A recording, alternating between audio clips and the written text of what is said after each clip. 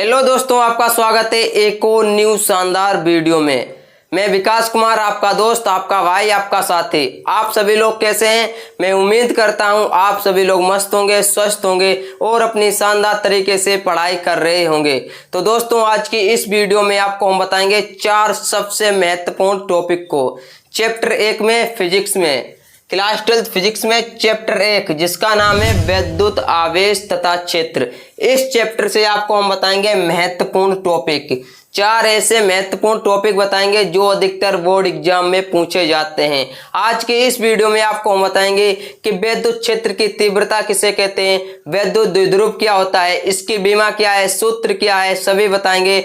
वैद्युत द्विध्रुव आघूर्ण क्या होता है, इसकी बीमा क्या होता है, सूत्र क्या होता है। और चौथा टॉपिक है गॉस की प्रमेय। गॉस की प्रमेय क्या है, एप्सिलॉन नॉट क्या है, एप्सिलॉन नॉट का मान क्या होता है, एप्सिलॉन नॉट की बीमा क्या होती है, सूत्र क्या होता है। बिल्कुल आज की इस वीडियो में आपको हम डिटेल से समझाने वाले हैं ये 4 टॉपिक, क्योंकि ये 4 वो टॉपिक हैं जो अधिकतर बोर्ड एग्जाम में पूछे जाते हैं। आप प्रीवियस ईयर के पेपर उठाइए, यानी कि पिछले साल के पेपर उठाइए, उसमें देखिए ये टॉपिक कितनी बार एग्जाम में पूछे गए हैं। तो आई होप आप समझ सकते हैं कि आज का ये वीडियो आपके लिए कितना इम्पोर्टेंट होने वाला है। तो चलिए हम बिना टाइम वेस्ट करते हुए अपने टॉपिक को शुरू करते हैं। टॉपिक नंबर 1 है दोस्तों वैद्युत क्षेत्र की तीव्रता। वैद्युत क्षेत्र की तीव्रता किसे कहते हैं? ये आपने चैप्टर 1 पढ़ा होगा, तो उसमें कई बार आपने देखा होगा कि वैद्युत क्षेत्र की तीव्रता शब्द आता होगा, तो आपको कंफ्यूज हो जाते हैं कि वैद्युत क्षेत्र की तीव्रता क्या है। तो आज की इस वीडियो में बिल्कुल डिटेल में समझिए कि वैद्युत क्षेत्र की तीव्रता क्या है। टॉपिक 1 है वैद्युत क्षेत्र की तीव्रता। वैद्युत क्षेत्र के किसी बिंदु पर रखे परीक्षण आवेश के प्रति एकांक आवेश पर कार्यरत वैद्युत बल को उस बिंदु पर वैद्युत क्षेत्र की तीव्रता कहते हैं। समझिए कि वैद्युत क्षेत्र के किसी बिंदु पर, वैद्युत क्षेत्र के किसी बिंदु पर रखे परीक्षण आवेश Q के प्रति एकांक आवेश पर कार्यरत वैद्युत बल क्या है, F को उस बिंदु पर वैद्युत क्षेत्र की तीव्रता कहते हैं। इसे E वेक्टर से प्रदर्शित करते हैं।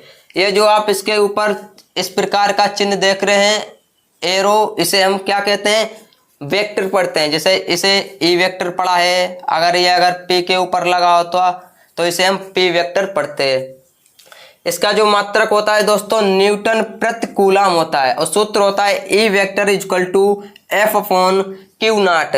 इसे हम इस लकीर को बटा भी बोलते हैं और इसे हम अपॉन भी बोलते हैं। एफ अपॉन क्यू नॉट मात्रक होता है न्यूटन प्रति कूलम। ये राशि है, राशि कौन सी है, ये राशि सदिश राशि है।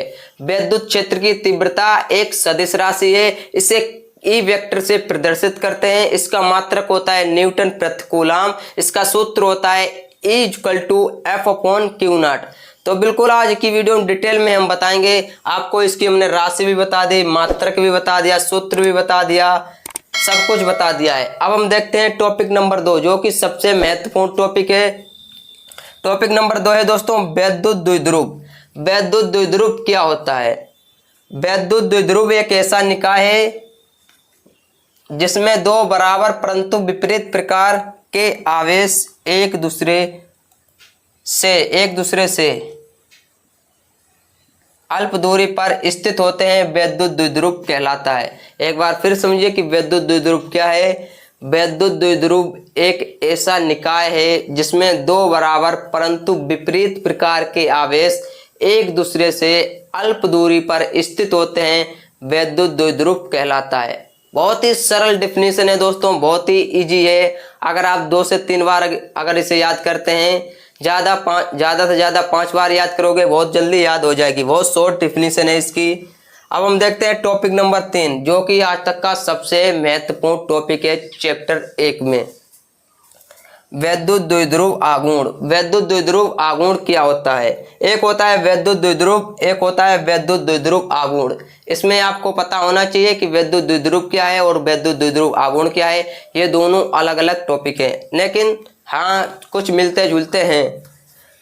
वैद्युत द्विध्रुव आघूर्ण किसी एक आवेश अथवा दोनों आवेशों के बीच की अल्प दूरी को विद्युत द्विध्रुव आघूर्ण कहते हैं। तो कितनी शॉर्ट डिफिनेशन है, विद्युत द्विध्रुव आघूर्ण किसे कहते हैं? किसी एक आवेश अथवा दोनों आवेशों के बीच की अल्प दूरी को विद्युत द्विध्रुव आघूर्ण कहते हैं। एक इसका फिगर देखिए दोस्तों, यह है Q1 आवेश और यह है प्लस Q आवेश। आवेश यानी कि जो आवेश होता है उसका मात्रक क्या होता है? कूलम होता है। एक माइनस Q है और एक प्लस Q आवेश है, और इनके बीच जो दूरी है अल्प दूरी वो क्या है? 2L है। यही क्या है? विद्युत द्विध्रुव आघूर्ण है। बहुत ही सरल है और बिल्कुल शॉर्ट डिफिनीशन है इसकी। आप दो चार बार याद कीजिए, आपको बहुत ही जल्दी याद हो जाएगी और बिल्कुल एकदम डिटेल में आपको समझाते हैं जिससे कि आपको हमेशा के लिए याद हो जाए। आपको क्या करना है, आपको हम एक स्क्रीनशॉट इसका दे देंगे, स्क्रीनशॉट ले लेना और कॉपी में नोट कर लेना जिससे कि आपको हमेशा के लिए ये याद हो जाए। टॉपिक नंबर 4 है दोस्तों गॉस की प्रमेय, जो कि हमारा लास्ट टॉपिक है गॉस की प्रमेय। ये भी काफी इंपॉर्टेंट टॉपिक है। उससे पहले आपको बता दें दोस्तों, विद्युत द्विध्रुव आघूर्ण इसका सूत्र जो होता है वो इधर देखिए दोस्तों, स्मॉल p इक्वल टू, ये p वेक्टर से पढ़ेंगे, p इक्वल टू Q गुणे 2L, Q गुणे 2L। इसका मात्रक जो होता है विद्युत द्विध्रुव आघूर्ण का मात्रक होता है कूलम मीटर, और ये एक सदिश राशि है। विद्युत द्विध्रुव आघूर्ण एक सदिश राशि है। इसका भी हमने आपको मात्रक, सूत्र और राशि बता दी है। मात्रक है कूलम मीटर, सूत्र है small p vector equal to Q गुणे 2L। मात्रक है कूलम मीटर, जो राशि है वो सदिश राशि है। तो ये भी आप समझ सकते हैं। टॉपिक नंबर 4 था गॉस की प्रमेय। अब गॉस की प्रमेय क्या होता है ये आपको समझना है। गॉस की प्रमेय तो अधिकतर बोर्ड एग्जाम में पूछा जाने वाला टॉपिक है। किसी बंद पृष्ठ से गुजरने वाला कुल विद्युत फ्लक्स, यानी कि कोई बंद पृष्ठ है उससे गुजरने वाला कुल विद्युत फ्लक्स उस पृष्ठ द्वारा परिबद्ध कुल विद्युत आवेश का 1/ε0 गुना होता है। यहाँ पर 2 बार लिख गया है गुना, सॉरी दोस्तों, एक बार इसे हटा देते हैं। 1/ε0 गुना होता है। ये जो आप इस प्रकार का बना हुआ देख रहे हैं इसे हम एप्सिलॉन बोलते हैं, एप्सिलॉन। और इसके पास अगर 0 हम लगा दें तो इसे हम बोलेंगे ε0। इसलिए इसका ये जो लिखा है 1/ε0 गुना होता है। इसका जो सूत्र होता है दोस्तों फाई ई इक्वल टू, इसे हम फाई पढ़ते हैं, फाई ई क्या पढ़ते हैं?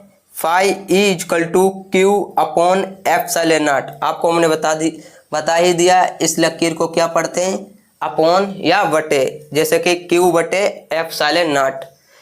जहाँ ε0 है उसे हम क्या कहते हैं? निर्वात की विद्युतशीलता कहते हैं। जो ε0 है उसे हम निर्वात की विद्युतशीलता कहते हैं। अगर कोई आपसे पूछे कि ε0 क्या है तो आप बता देना कि ε0 को हम निर्वात की विद्युतशीलता कहते हैं।